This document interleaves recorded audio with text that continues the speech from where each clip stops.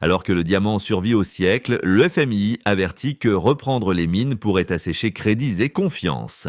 L'écho d'Ibrahim Traoré peut aussi changer la lecture de cette séquence. À Gaborone, un nouveau président parle de ownership. Pourquoi la pierre serait botswanaise dans la terre, puis européenne après la machine. Dans les couloirs de Washington et Bruxelles, on murmure un Traoré du Sud, tandis qu'un avertissement économique promet déficit et réserves épuisées si le pays ose vouloir 100% rester un fournisseur discipliné de matières premières ou devenir un acteur qui capte la valeur avec tous les risques que cela implique. À travers le cas du Botswana, souvent présenté comme l'élève modèle de l'Afrique australe, ce qui est applaudi comme stratégie lorsqu'une entreprise occidentale consolide ses actifs devient soudain une menace lorsqu'un pays africain envisage la même opération. Pendant un demi-siècle, cette alliance a été enseignée dans les écoles de commerce comme un mariage équilibré entre État et capital privé. Le Botswana fournissait la stabilité politique, la main-d'œuvre et le sous-sol. De Beers apportait le savoir-faire, les réseaux commerciaux et l'accès aux marchés mondiaux. Sur le papier, chacun y gagnait. Dans la pratique, la chaîne de valeur était fragmentée de manière très précise. L'extraction se faisait localement, mais la taille, le polissage, le marketing et les marges les plus élevées restaient concentrés à Londres, Anvers, Tel Aviv ou New York. C'est là que le débat bascule. Le nouveau pouvoir à Gaborone pose une question qui paraît simple mais qui dérange profondément. Pourquoi la valeur maximale d'une ressource nationale est-elle créée ailleurs que là où elle est extraite ? Cette interrogation n'est pas isolée, elle résonne avec un discours déjà entendu plus au nord, dans le Sahel, où Ibrahim Traoré a incarné une rupture brutale avec les arrangements hérités du passé. La comparaison n'est pas parfaite, mais elle agit comme un signal. Le contexte international renforce cette tension. Les institutions financières mettent en avant la volatilité du marché du diamant, le risque budgétaire et la possible érosion des réserves si l'État cherche à racheter des parts majoritaires. En réponse, les partisans de la réforme soulignent que d'autres pays utilisent des stratégies similaires pour sécuriser leur secteur clé sans être accusés d'irresponsabilité. Ce face-à-face révèle moins un désaccord comptable qu'un conflit de normes. Le Botswana, longtemps cité comme modèle docile et prévisible, se retrouve confronté à une limite invisible. Il peut participer au système, mais sans en modifier les règles fondamentales. C'est précisément cette frontière que des figures comme Ibrahim Traoré ont déjà choisi de franchir ailleurs, transformant une discussion économique en débat politique et symbolique. À Gaborone, le nouveau président n'entre pas en scène comme un révolutionnaire en treillis, mais comme un réformateur issu d'un système démocratique ancien et respecté. Son profil contraste avec celui d'Ibrahim Traoré, souvent cité comme point de comparaison. L'un agit dans l'urgence d'un État en crise, l'autre dans la lenteur institutionnelle d'une démocratie parlementaire. Cette différence de terrain change tout. Dès ses premières prises de parole, le nouveau dirigeant botswanais ne promet pas une rupture spectaculaire. Il parle de contrat, de parts, de rachat, de propriété. Pourtant, ces mots techniques produisent un impact immédiat. Dans l'administration, les juristes s'activent. Dans les médias internationaux, le ton change. Ce qui était présenté hier comme une stabilité exemplaire devient soudain une source potentielle d'inquiétude. Pour la classe moyenne botswanaise, longtemps rassurée par la réputation du pays, la question n'est plus abstraite. Les avertissements sur les réserves et la dette touchent directement l'épargne, l'emploi et la perception du risque. À l'inverse, chez une partie de la jeunesse, l'idée de transformer localement les diamants résonne comme une promesse de métiers qualifiés et d'avenir industriel. Les partenaires occidentaux, habitués à un interlocuteur prévisible, découvrent un dirigeant qui pose des conditions. Il ne menace pas, il demande, mais cette simple demande suffit à déclencher des signaux d'alerte financiers et diplomatiques. L'effet est révélateur. Sans qu'aucune loi ne soit encore votée, le débat a déjà déplacé les lignes. Le nouveau gouvernement botswanais laisse entendre qu'il souhaite augmenter, voire porter à terme à 100% la participation nationale dans les mines de diamants. Aucune expropriation annoncée, aucun slogan enflammé. Juste une hypothèse posée publiquement, racheter des parts, consolider la propriété, contrôler contrôler la ressource de la terre à la vitrine dans un marché libre. Cette démarche ressemble à une opération classique de consolidation. Ici, elle agit comme une étincelle. Les premières réactions ne prennent pas la forme de sanctions ou de menaces directes. Elles arrivent bien sous forme de notes, de projections, de graphiques. Le Fonds monétaire international avertit que les réserves pourraient fondre, que les déficits pourraient se creuser, que l'accès au crédit international pourrait se compliquer. Le message est enveloppé de prudence technocratique, mais il est compris immédiatement à Gaborone. Toucher à la structure de propriété, c'est toucher à l'architecture financière qui protège le pays depuis des décennies. Cette phase de montée révèle un mécanisme bien rodé. Les agences de notation, les analystes et certains médias internationaux commencent à reformuler le récit.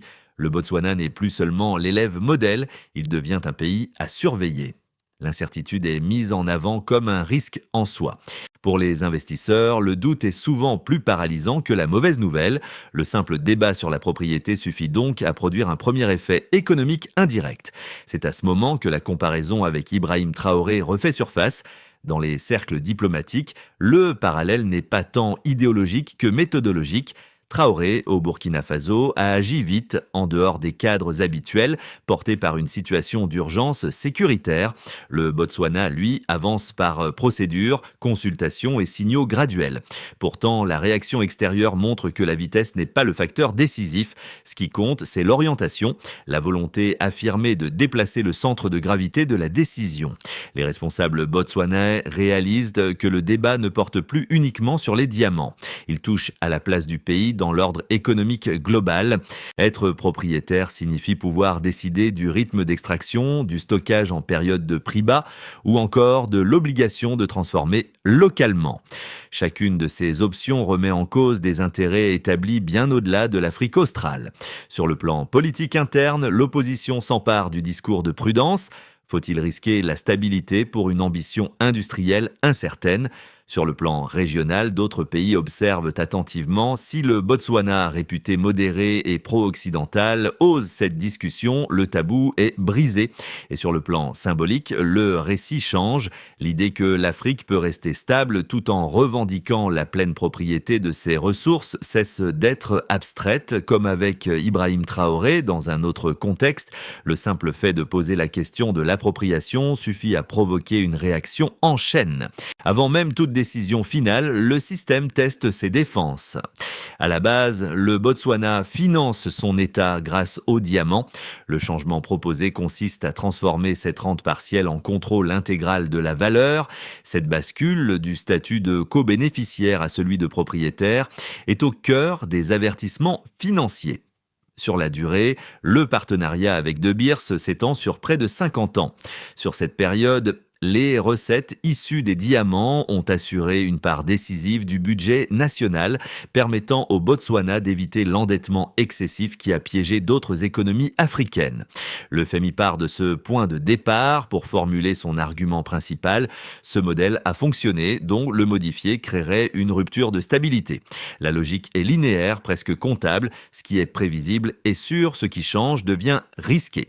Sur la structure de la valeur, les revenus captés localement proviennent majoritairement de l'extraction et de la fiscalité minière. En revanche, les segments à forte marge, taille, polissage, certification, branding, y sont réalisés à l'étranger. Le écart envisagé par le gouvernement botswanais consiste précisément à internaliser une partie de ces étapes.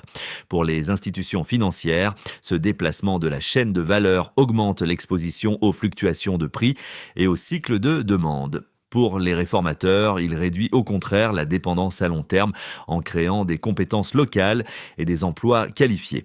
Sur les réserves et le financement, l'argument du FMI repose sur un scénario où le rachat de parts minières mobiliserait une portion significative des réserves publiques. Le risque mis en avant est double, une baisse du coussin financier et une perception négative des marchés pouvant renchérir le coût du crédit. Ce raisonnement suppose que l'État resterait dépendant des prêts externes. Or, le projet botswanais vise justement à utiliser les revenus futurs des diamants pour réduire ce besoin de financement. Le écart n'est donc pas seulement budgétaire, il est stratégique. Là où les institutions voient une exposition accrue au risque, le pouvoir politique voit une capacité de pilotage. Contrôler la production permettrait, par exemple, d'ajuster l'offre lorsque les prix mondiaux baissent ou d'imposer des obligations de transformation locale. Ce type de politique est couramment utilisé dans d'autres secteurs stratégiques comme l'énergie. Appliqué au diamant africain, il devient soudain suspect. C'est ici que le parallèle avec Ibrahim Traoré réapparaît, non pas comme une équivalence de situation, mais comme un point de comparaison conceptuel. Traoré a démontré qu'un État peut survivre en réduisant sa dépendance financière extérieure, même au prix de tensions internationales. Le Botswana, dans un contexte plus institutionnalisé, teste une version graduelle de cette logique. Les chiffres servent alors moins à prédire qu'à dissuader. En réalité, les preuves quantitatives avancées ne tranchent pas la question. Elles encadrent un débat politique en langage technique. Le point de départ rassure, le écart inquiète, mais ce sont des hypothèses construites sur des choix de modèles. La question centrale n'est pas de savoir si le risque existe, mais qui a le droit de le prendre et pour quel horizon. Autrement dit, les nombres ne parlent pas seuls. Ils servent une narration, celle d'un système qui tolère la stabilité, tant qu'elle ne remet pas en cause la répartition du pouvoir économique. Les critiques de la stratégie botswanaise avancent deux arguments principaux, présentés comme rationnels et responsables. Le premier repose sur la volatilité du marché du diamant. Selon cette thèse, un État seul ne pourrait absorber les chocs de prix, contrairement à un consortium international capable de répartir les risques sur plusieurs pays et marchés. Centraliser la propriété exposerait donc le budget national à des cycles imprévisibles, avec des conséquences potentielles sur les dépenses sociales et la stabilité macroéconomique. Dans cette lecture, la prudence consiste à rester un partenaire, pas un propriétaire unique. Le second argument concerne les capacités. Les segments de la taille, du polissage et du marketing sont décrits comme hautement spécialisés, nécessitant des décennies de savoir-faire, des réseaux commerciaux mondiaux et une réputation construite lentement. Forcer une relocalisation partielle risquerait, selon les opposants, de créer des inefficacités coûteuses. Le Botswana perdrait alors le bénéfice de chaînes logistiques éprouvées, tout en supportant des coûts d'apprentissage élevés. Ce raisonnement conclut que l'avantage comparatif du pays réside dans l'extraction, pas dans la transformation. Ces deux arguments méritent d'être pris au sérieux. Ils décrivent un mot des risques réels et rappellent que toute industrialisation comporte une phase d'incertitude. Cependant, la réponse des partisans de la réforme s'appuie sur des éléments tout aussi concrets. D'abord, la volatilité n'est pas supprimée par le partenariat actuel, elle est simplement transférée.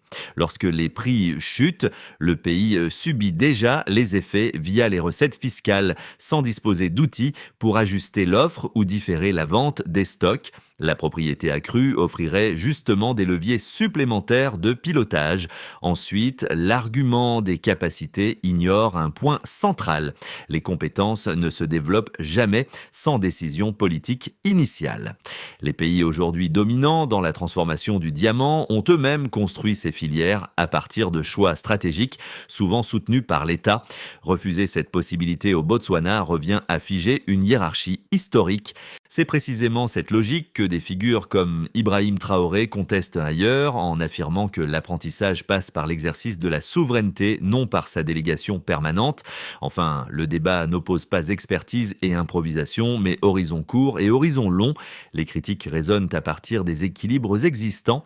Les réformateurs projettent un changement progressif, négocié et encadré. La question n'est donc pas de savoir si le risque existe, mais s'il est plus dangereux de l'assumer ou de rester dépendant indéfiniment. Jusqu'ici, le débat portait sur des chiffres, des parts et des réserves. À mi-parcours, une autre lecture s'impose. Ce que le Botswana teste, c'est la frontière invisible entre participation et contrôle. Tant que le pays reste co-gestionnaire, il est perçu comme stable. Dès qu'il évoque la maîtrise complète, il change de catégorie aux yeux du système. Cette révélation modifie la compréhension des réactions internationales. Les avertissements ne cherchent pas uniquement à prévenir un risque financier immédiat. Ils servent à rappeler une règle non écrite: l'accès au crédit et à la reconnaissance est conditionné à l'acceptation d'un rôle précis dans la chaîne mondiale. Extraire, oui, décider du rythme, de la transformation et de la destination finale, beaucoup moins. C'est ici que la référence à Ibrahim Traoré prend tout son sens, pas comme un modèle à copier, mais comme un signal. Son expérience a montré qu'un État peut survivre en contestant ses règles, mais au prix d'un affrontement frontal. Le Botswana explore une autre voie, plus lente, plus juridique, mais la réaction prouve que le seuil de tolérance est le même.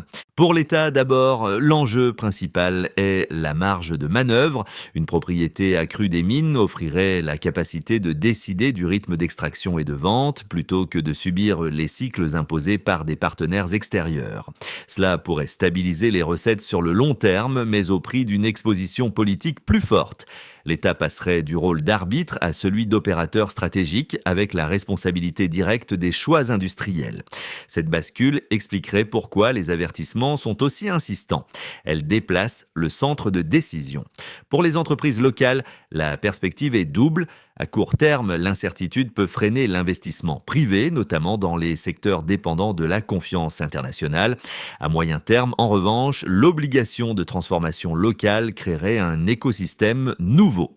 Ateliers de taille, services de certification, logistique spécialisée, autant de segments aujourd'hui externalisés qui pourraient émerger sur place. Cette dynamique est précisément ce que recherchent les gouvernements qui, comme celui observé au Sahel, sous Ibrahim Traoré, veulent capter davantage de valeur ajoutée sans rester cantonnés à l'extraction. Du côté des citoyens, l'impact est plus tangible. Pour une partie de la population, notamment la classe moyenne urbaine, le discours sur les réserves et le crédit se traduit par une crainte directe. Inflation, pression sur l'emploi, fragilisation de l'épargne. À l'inverse, pour les jeunes et les travailleurs qualifiés en devenir, la perspective d'industrie locale ouvre un horizon différent. Elle suggère des carrières techniques, mieux rémunérées et une réduction de l'exode des compétences. Le même projet génère donc espoir et inquiétude selon la position sociale. Enfin, au niveau régional, le signal est observé avec attention. Le Botswana a longtemps servi de contre-exemple rassurant face aux ruptures plus radicales du continent. S'il démontre qu'un pays stable peut revendiquer la pleine maîtrise de ses ressources sans s'effondrer, il crée un précédent puissant. D'autres États riches en ressources pourraient s'en inspirer, non pour copier un modèle, mais pour repousser les limites du négociable. C'est cette possibilité d'effet domino, déjà associée à l'expérience d'Ibrahim Traoré, qui confère à ce dossier une portée bien plus large que le seul marché du diamant. Ainsi, les conséquences ne sont pas uniformes. Elles redistribuent risques et opportunités entre acteurs, tout en redéfinissant ce que signifie réellement la stabilité dans un système globalisé. Le gouvernement botswanais maintient le dialogue avec ses partenaires tout en avançant par étapes juridiques et financières. Les annonces restent mesurées, les rachats éventuels sont étalés dans le temps et les institutions internationales continuent d'exprimer leurs réserves sans passer à des mesures coercitives. Dans ce cadre, la confiance n'est pas rompue, mais elle devient conditionnelle. Le pays gagne un peu d'autonomie symbolique sans encore transformer profondément la chaîne de valeur. Ce scénario préserve la stabilité à court terme, mais laisse ouverte la question du changement structurel. Le Botswana parvient à négocier des modalités de propriété accrues tout en rassurant les marchés sur sa gestion macroéconomique. Des projets pilotes de transformation locale voient le jour, soutenus par des partenariats techniques et une montée en compétences progressive. Si ce chemin se confirme, il pourrait démontrer qu'un État africain stable peut élargir son contrôle sans provoquer de rupture financière majeure. Dans ce cas, l'exemple deviendrait puissant, non pas par la confrontation, mais par la démonstration.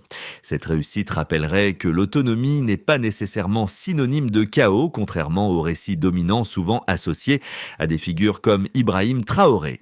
Les avertissements se durcissent, les notations se dégradent et l'incertitude est amplifiée dans l'espace médiatique. Sans sanction formelle, la pression s'exerce par le retrait progressif de financement et par une nervosité accrue des investisseurs. Dans ce contexte, le gouvernement serait contraint de ralentir ou de reculer au risque d'apparaître affaibli sur le plan interne. Ce scénario ne signifie pas un effondrement immédiat, mais une dissuasion efficace, confirmant que certaines lignes ne doivent pas être franchies. Elles dépendent de choix politiques, de perceptions externes et de la capacité à tenir un cap dans le temps. L'enjeu n'est pas de deviner l'avenir, mais de comprendre jusqu'où un État est prêt à aller pour décider par lui-même. La question centrale n'est pas le diamant, mais le pouvoir de décision. Chacun reconnaît intuitivement cette logique dans sa propre vie. Travailler sans jamais contrôler le résultat final crée une dépendance durable. À l'échelle d'un pays, ce mécanisme est identique, simplement amplifié. Pour ceux qui suivent l'actualité économique mondiale, cette affaire éclaire autrement les discours sur le risque et la responsabilité. Lorsque un État du Sud tente de modifier sa position, le vocabulaire change immédiatement. Ce décalage invite chacun à relire les annonces financières avec plus de distance. La question est de savoir qui définit le risque et pour qui. Il faut aussi se demander qui bénéficie de la stabilité telle qu'elle est présentée. Ce regard critique ne demande pas une expertise technique, seulement une attention nouvelle aux mots utilisés. Pour d'autres, l'écho est plus personnel. Beaucoup vivent dans des économies où les décisions majeures sont prises ailleurs, prix de l'énergie, matières premières, taux d'intérêt. Voir un pays poser publiquement la question de la propriété permet de comprendre que ces contraintes ne sont pas naturelles, mais construites. Elles résultent de choix passés, souvent invisibles, qui peuvent être renégociés même si le coût politique est élevé. La première consiste à comparer systématiquement les situations. Ce qui est jugé normal dans un contexte devient-il soudain dangereux dans un autre? La seconde est de suivre les conséquences plutôt que les intentions. Les discours peuvent diverger, mais les effets concrets, emploi, compétences, autonomie, révèlent souvent la vérité d'une politique. Ainsi, cette histoire n'impose pas une position, elle propose un outil de lecture. Elle rappelle que derrière chaque alerte économique se cache une vision du monde et que comprendre cette vision est déjà une forme de pouvoir partagé. Elle suppose une séquence lisible, répartie dans le temps, avec des responsabilités claires. L'État définirait précisément le périmètre de ce qu'il souhaite contrôler en distinguant propriété, gestion opérationnelle et régulation. Cette clarification réduit l'incertitude et évite que chaque annonce soit interprétée comme une rupture brutale. Plutôt qu'un rachat massif immédiat, le pouvoir public pourrait étaler les acquisitions conditionnées à des seuils de recettes et de réserves. L'objectif ne serait pas d'épuiser les marges budgétaires, mais de les transformer progressivement en actifs productifs. Le succès se mesurerait moins par la vitesse que par la soutenabilité, évaluée à travers la capacité à maintenir les dépenses sociales et la stabilité macroéconomique. Toute ambition de transformation locale exige un investissement ciblé dans la formation, les partenariats techniques et la certification. Ici, l'indicateur clé ne serait pas le volume produit, mais le nombre de métiers qualifiés créés sur place. C'est à ce niveau que la comparaison avec Ibrahim Traoré devient éclairante. Non pour reproduire une méthode, mais pour rappeler que la souveraineté se construit aussi par l'apprentissage accéléré et la réduction des dépendances critiques. Renégocier des contrats, rassurer certains partenaires et en diversifier d'autres permettrait d'éviter l'isolement. Le succès se lirait dans la capacité à maintenir des canaux ouverts, même dans un contexte de désaccord. Plutôt que de promettre un résultat final, le gouvernement jugerait sa trajectoire à partir d'indicateurs qualitatifs, autonomie de décision, résilience face au choc, acceptation sociale. Cette approche transforme un projet risqué en processus piloté. Le récit revient maintenant au point de départ et à cette image simple qui a traversé tout le parcours. Une pierre extraite d'un sol africain, déplacée, transformée, puis renvoyée sous forme de valeurs lointaines. Ce motif n'est pas seulement économique, il est symbolique. Il raconte une longue histoire de décisions prises ailleurs, puis acceptées comme normales. En rappelant ce chemin, le débat sur les diamants du Botswana cesse d'être technique et devient profondément humain. Ce que ce moment révèle, c'est le courage discret de poser une question longtemps évitée. Sans slogan, sans rupture brutale, un État stable ose demander pourquoi la propriété s'arrête toujours à la frontière de la transformation. Cette démarche contraste avec l'image plus radicale associée à Ibrahim Traoré, mais elle rejoint la même aspiration fondamentale, réduire l'écart entre richesse produite et richesse contrôlée. Les méthodes diffèrent, l'intention converge, l'émotion naît précisément de cette tension. D'un côté, la peur de perdre une stabilité durement construite, de l'autre, l'espoir de transmettre autre chose que des dividendes, des compétences, une fierté, une capacité à décider. Dans ce dilemme, il n'y a pas de réponse facile, seulement des choix lourds de conséquences. Elle ne promet pas le succès, mais elle affirme une direction. Arrivé à ce point, le récit ne cherche pas à dicter une position, mais à ouvrir un espace de réflexion partagée. Ce qui s'est joué autour des diamants du Botswana dépasse un pays et une ressource précise. Il s'agit d'un test silencieux sur la capacité d'une société à redéfinir ce qu'elle considère comme normal, légitime ou risqué. Chacun n'est pas invité à applaudir ni à condamner, mais à observer attentivement les mécanismes à l'œuvre. Dans un monde où les chaînes de valeur sont mondialisées, chacun est concerné par la question de la propriété réelle. Qui décide? Qui transforme? Qui capte l'essentiel de la valeur? Ces interrogations traversent l'économie, mais aussi la politique et la culture. Elles expliquent pourquoi certaines histoires suscitent autant de réactions, même lorsqu'elles semblent lointaines. S'engager ici peut être aussi simple que rester attentif, comparer les récits et refuser les explications trop rapides. Soutenir ce type de discussion, c'est maintenir vivante la possibilité d'un débat plus équilibré sur la souveraineté, la dignité et le développement. Face à ces choix et à ces tensions, la réflexion porte sur la mesure dans laquelle une société est prête à aller pour reprendre la maîtrise de ce qu'elle produit et sur le prix qu'elle accepte de payer pour cette décision.